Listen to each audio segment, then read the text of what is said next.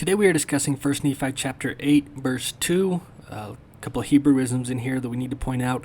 And it came to pass that while my father tarried in the wilderness, he spake unto us, saying, Behold, I have dreamed a dream, or in other words, I have seen a vision. Let's dig into dream to dream and see what makes this evidence of the Book of Mormon's authenticity.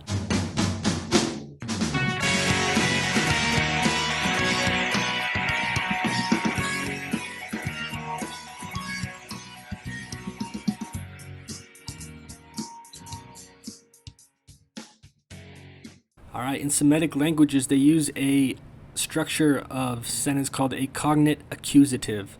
Here are some examples from the Book of Mormon. You'll be able to easily identify what it is.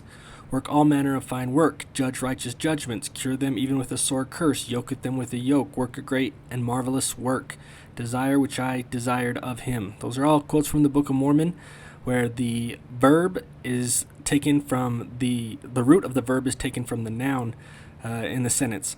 So this is obviously not an English way of speaking, and probably one of the reasons that there were so many criticisms for the poor English used in the Book of Mormon is all these repetitive uses of cognitive accusatives. That grammar, sheesh. However, in Semitic languages, it is exactly how they would use these terms and exactly how they would say them. The term dream to dream in Hebrew is halam ti halom.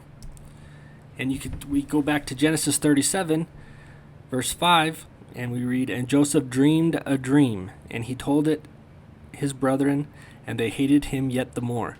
Now, one more thing to point out here is not only is this very authentically Hebrew and very not English way of speaking, but he gives us a gloss here. Now, a gloss in a sentence is where you identify or you define the term that you use. So look at what Nephi writes that his dad says. Behold, I have dreamed a dream, or in other words, I have seen a vision. Now that second part is a gloss, or in other words, I have seen a vision. So he uses a gloss, and he has to gloss the dream to dream portion, meaning in my mind that he doesn't typically say dream to dream, or he doesn't typically speak that way, or somebody that he's talking to might not understand what he's talking about. However, think about what Nephi and Lehi have just read. They've just gotten the brass plates, and they've been reading the words of their ancestor, Joseph.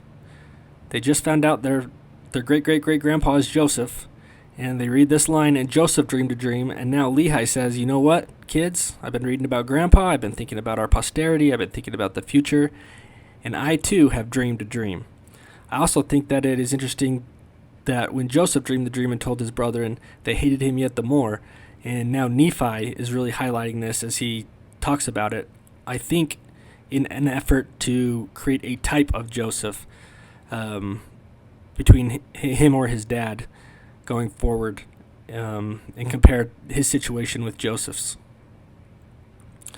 But interestingly enough, this is definitely not an English sentence, definitely not from the mind of a frontier farm boy or Oliver Cowdery, for that matter.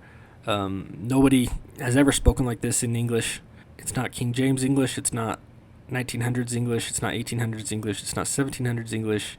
It's Hebrew translations word for word, halam ti halom.